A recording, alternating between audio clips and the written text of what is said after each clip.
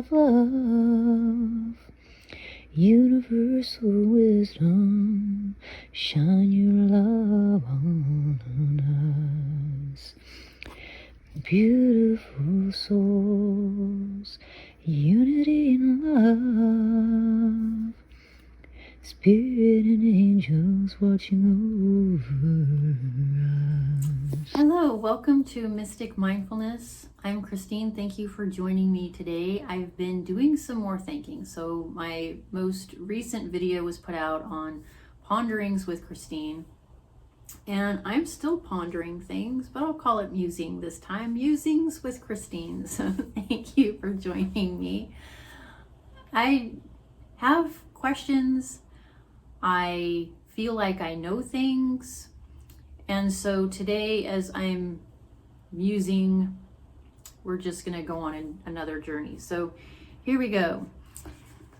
I've been thinking, especially since the last movie that I watched, which was After Death, on hell. And I went into I felt like a pretty decent explanation of what hell is based upon consciousness. So one of the things that I felt like I had missed was the biblical view of hell, or the religious, I'll call it a religious view of hell, is basically this God that's man in form, and he's got this long flowing silver hair and a long flowing silver beard, and he's wearing a white robe, and he's casting judgment on all the world, and he's sending people to hell.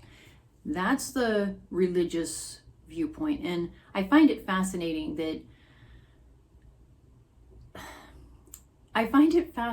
that somewhere in it might be conscious, very much a conscious state of, and conscious not in the sense of the spirituality side of the things, but the subconscious, or when people aren't thinking. How's that? I'll call it that.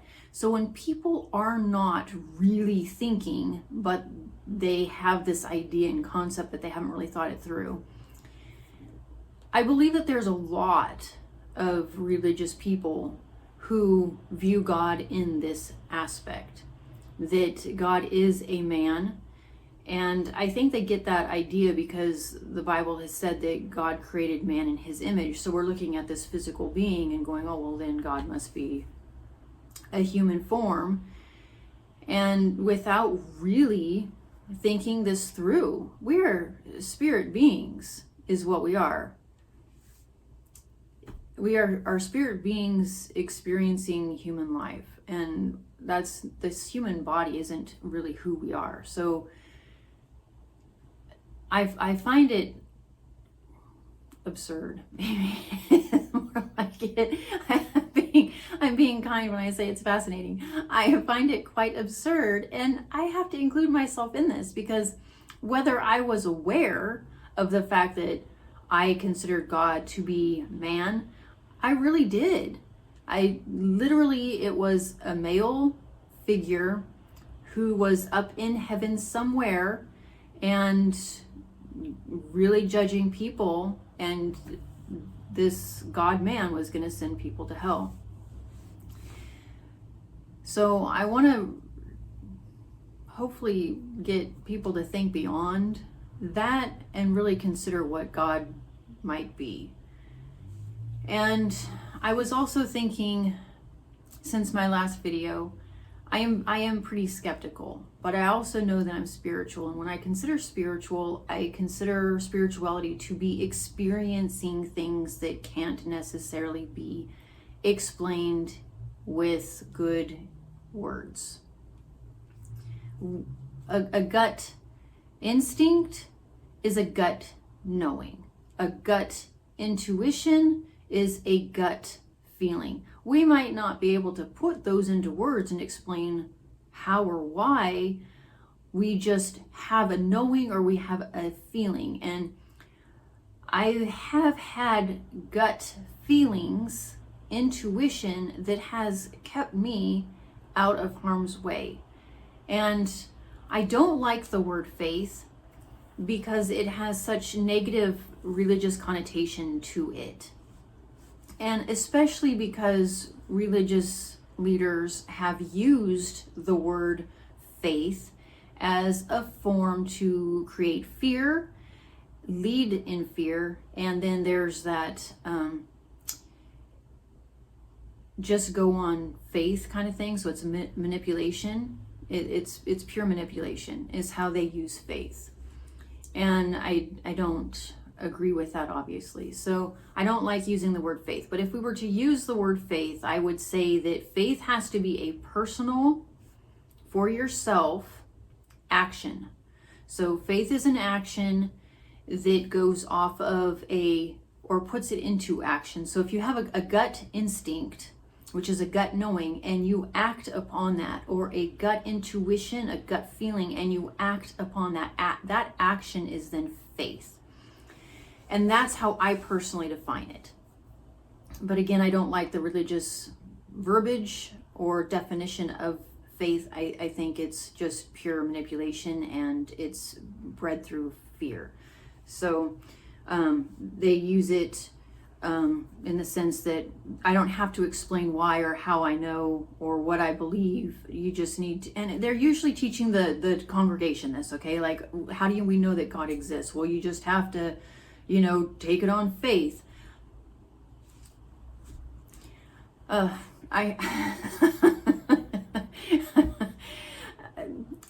being kind. I'm not going to say what I'm thinking. I'm just being kind. So I'm sure you can read my mind on this, right? So yeah, we need to go beyond that,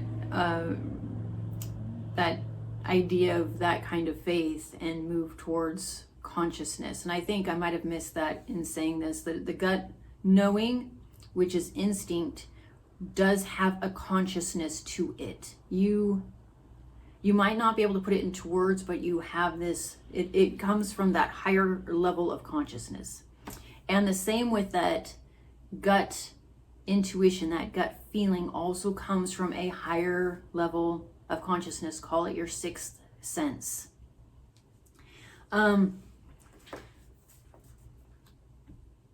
So if I were to look at God, this is my definition of God. I don't believe that God is in human form at all. I believe that God is energy. That energy is love and light and vibration. And there you have what might have been considered the Trinity. So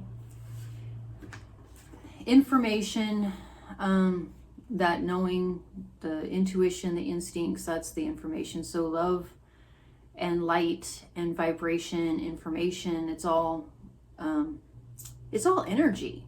It's all energy. It's all collective consciousness. And if I were to give my opinion on how I believe that all things in this life were created,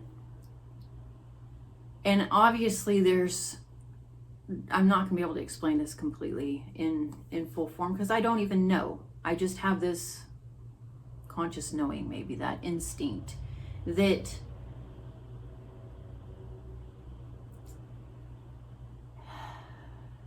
this energy just expanded, and the energy expanded, and call it the Big Bang Theory as just an option for how to describe this.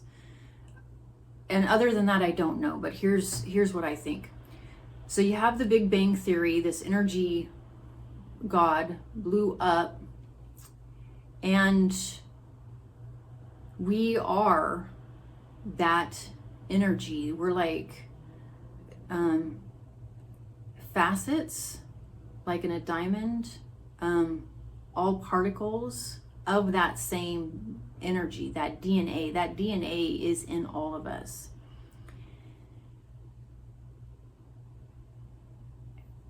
I think, okay, so that's how I would describe God, is that it's it's in all of us. That DNA is in all of us, and we are all in that Trinity. So, and I'll get into that a little bit more too. I don't want to get too much into like religious teachings and then confuse this whole thing, because I'm not religious.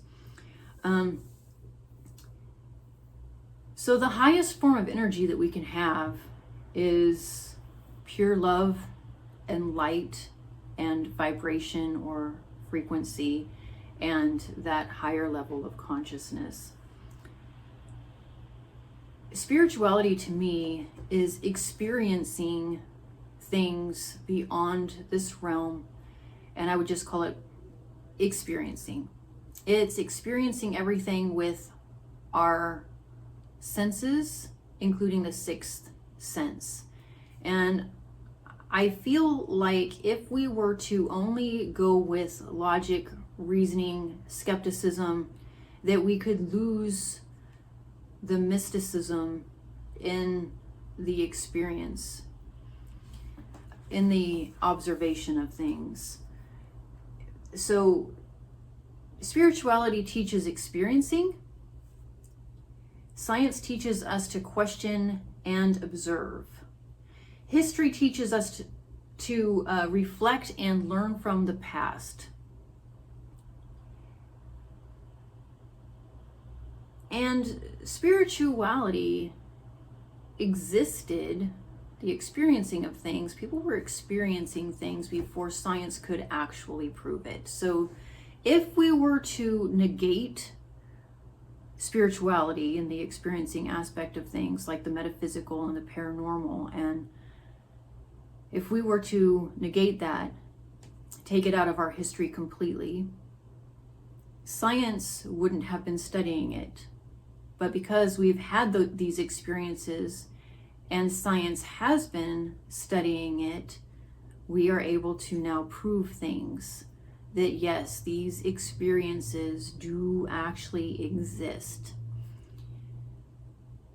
So I don't want to negate the spirituality of it at all, because it's what has gotten us to where we're at.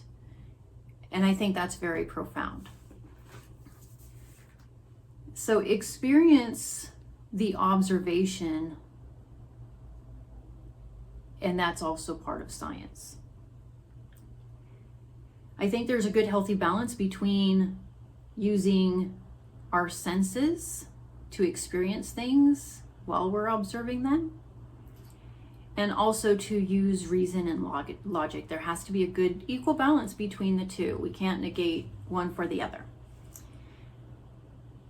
I've noticed that when I've been too skeptical, that I lose the passion in the observation. I miss the actual whole experience of it. So imagine your most pleasurable experience, and then breaking it down scientifically to figure out what made it. What is this experience? What's making this experience? And say it's like a delicious milkshake, and you start breaking it down to how it was made, what particles are in it. And it gets you out of the experiencing of the whole thing. So you will lose the sense of taste, or the feeling that it gives you, or, that kind of those aspects. You're losing those aspects if you're too much in your logic and your skepticism to really take on the full thing. So in your science, I would suggest also observing with all of your senses while you're breaking things down and using the logic to reason it. And I just want to make sure I'm not missing anything here. Okay, so I've got a couple of other pages that I wanted to look at too. So my view on God. God is energy. That energy is love and light and frequency and consciousness. It is to be experienced, witnessed, and lived. Great church leaders, and this is where religion, okay, so I poo-poo religion quite a bit. I've had two different kinds of experiences in churches, and my most recent experience in church was not good. It was a very abusive, spiritually abusive, religiously abusive church. So just to give some background on why I am how I am, but I've also had some really good experiences in church. So great church leaders teach love, they live love, and they embrace love. They teach experience, the experience of the divine. They encourage encounters with the divine. They cultivate it in their services. Religion teaches judgment, fear, guilt, shame, rules, systems, and dogma.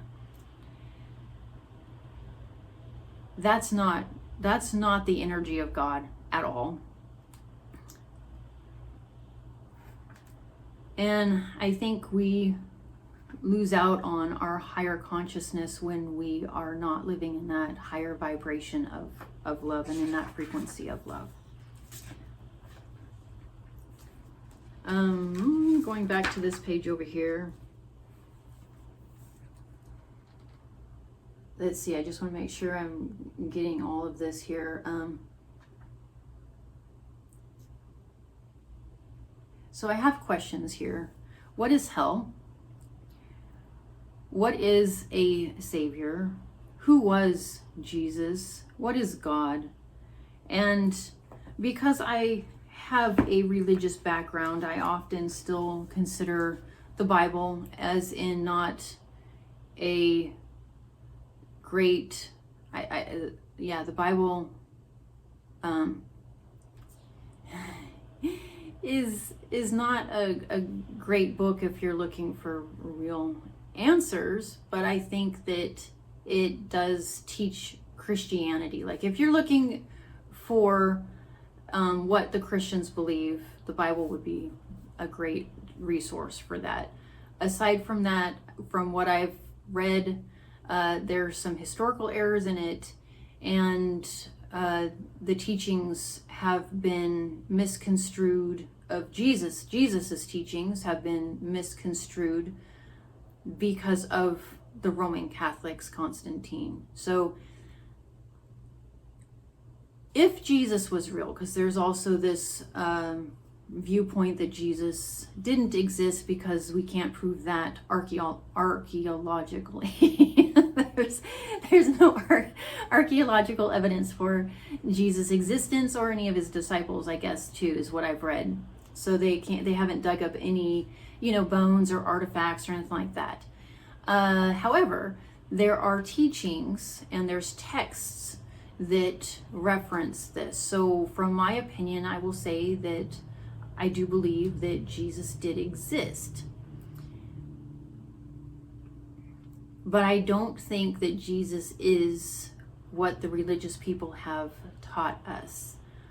I don't think that Jesus was even trying to teach what the religious people have taught us. I think he was being a true example of what he wanted people to live their lives like. He was a prototype for this new level of living and being in a spiritual aspect. So he was teaching love. When he talked about hell, the hell wasn't God damning you to an eternal place of suffering. It was a separation from this divine source of energy. And the way that we have that separation is by living our lives out of love, outside of love, and living it in fear. And if you look at fear and what fear produces, it produces all of the hate, the anger, the insecurities. We become more attached to our ego and things outside of our ego that feed our sense of self.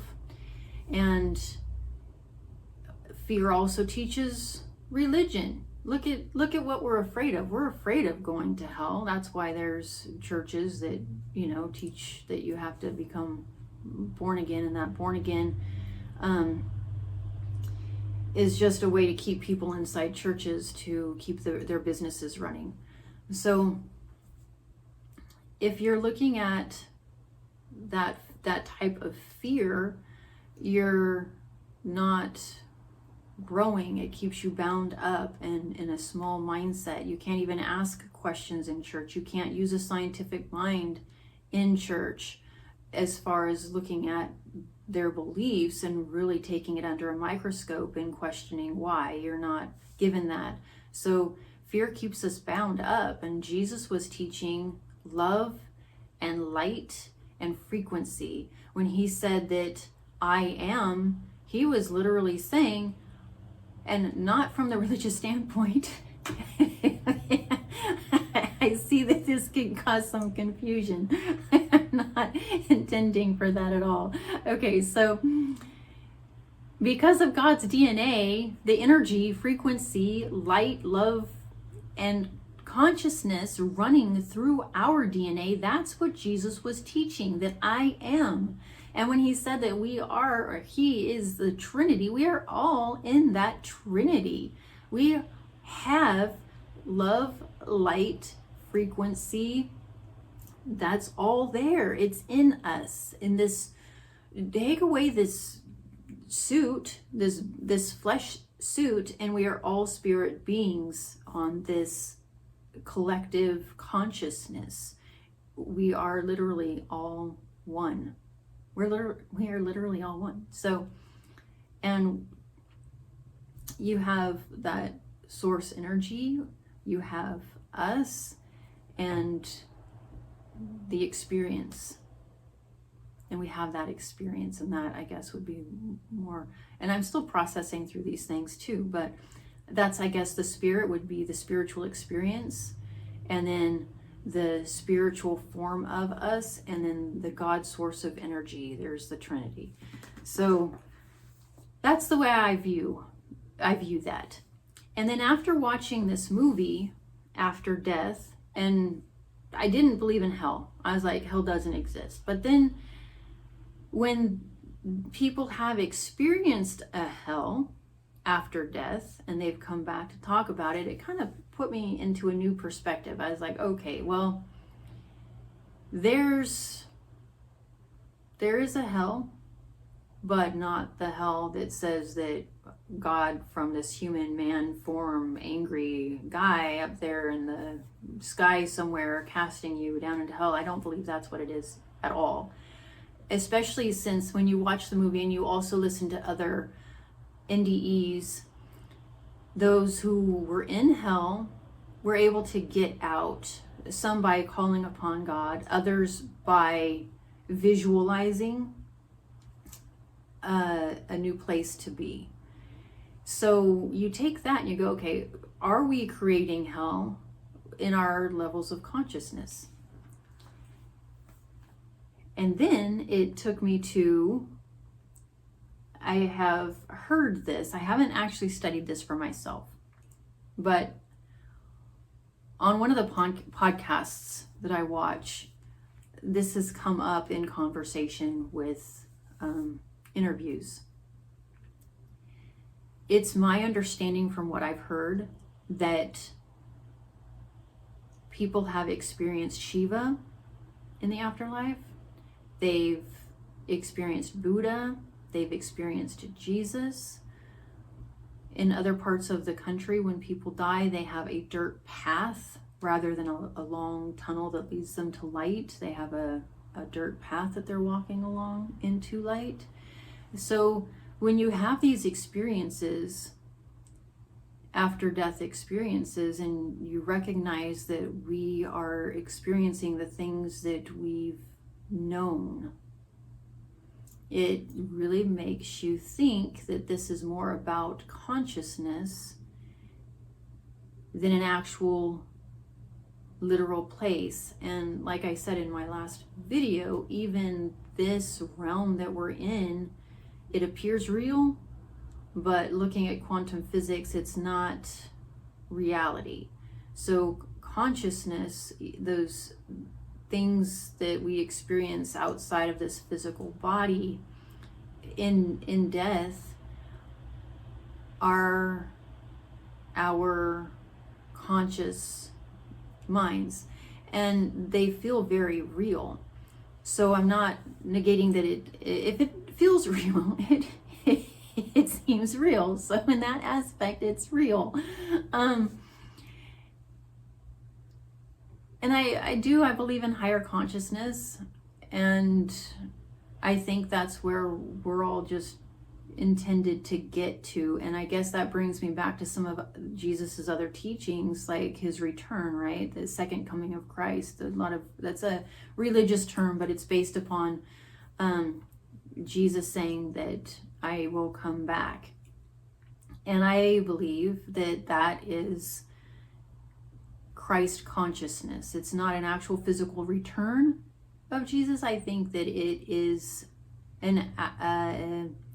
us coming into higher consciousness. We're experiencing with a knowing, with science proving it, that we are just moving beyond, I would say, a 3D reality into a 5D reality.